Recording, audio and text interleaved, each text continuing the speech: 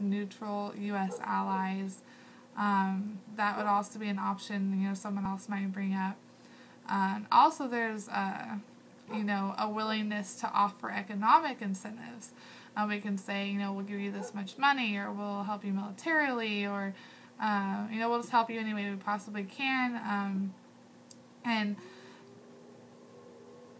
the problem is that any of these forms would have to be verifiable and incremental when it comes to any agreement or concession because of Iran's poor track record with negotiations.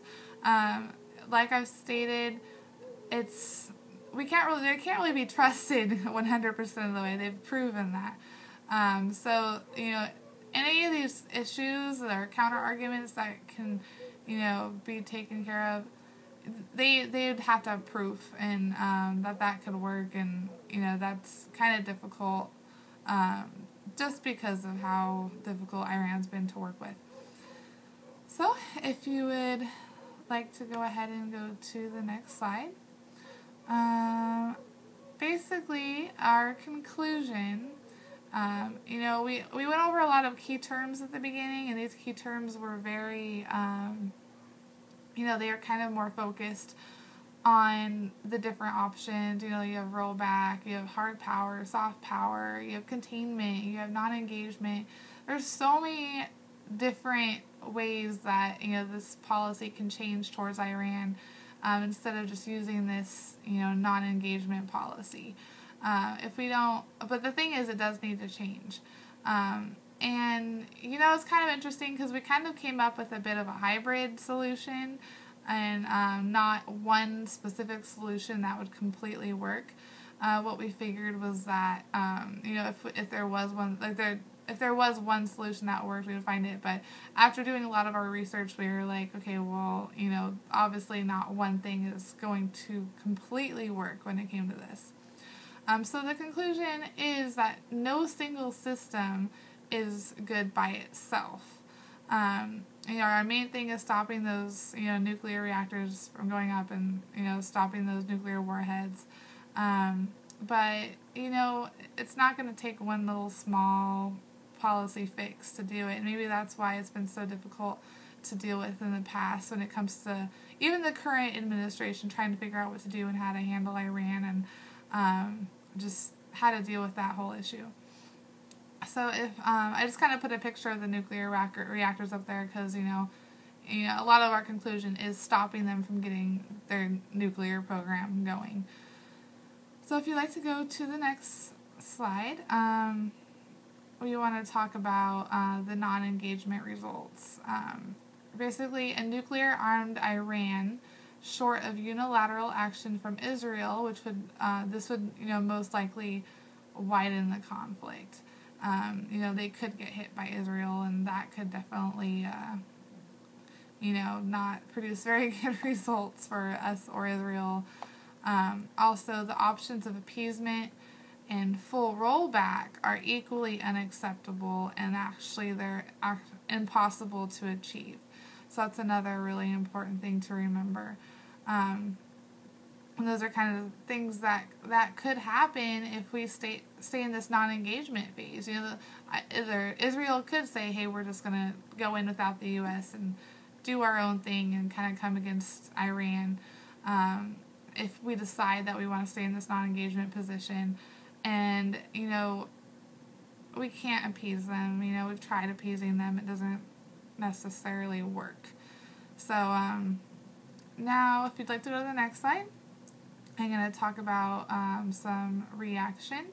I'm going to talk a little bit about containment. Containment can definitely be mixed with other strategies to produce winning formulas. And this should be the focus of U.S. options for dealing with Iran. So yes, it will take more than one thing to actually get this new policy going, but the main focus is containment. We got to contain these pro-U.S. moderate,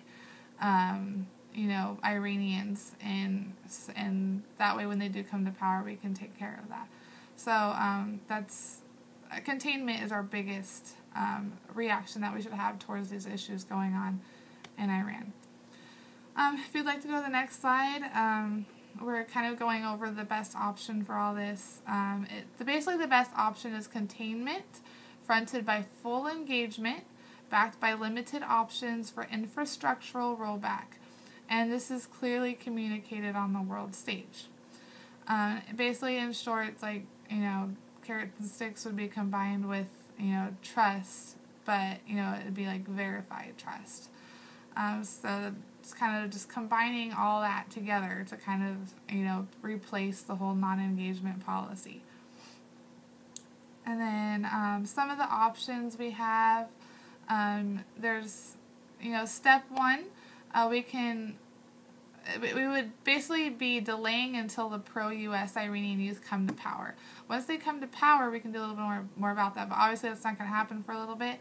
So we basically need to delay and engage ourselves in that delayment process.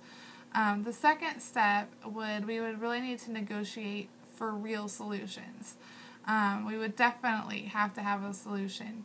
And the third step was that while we're negotiating for these real solutions, that we ensure that the Iranians never have a nuclear weapons program.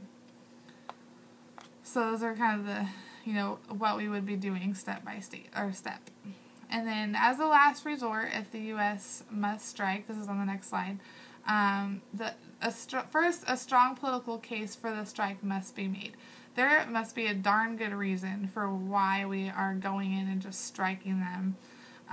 Also, engagement must have been previously utilized to provide political cover.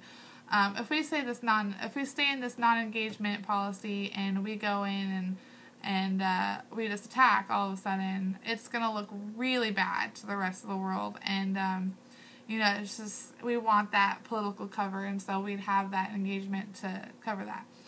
Also, collateral damage must be as limited as possible. We don't want innocent families being blown up, or even, we just don't want people being really blown up. We just want to show that, nuclear weapons in their hands are not a good thing, and, if we have to just strike the nuclear reactors, that would be like the best way of doing this.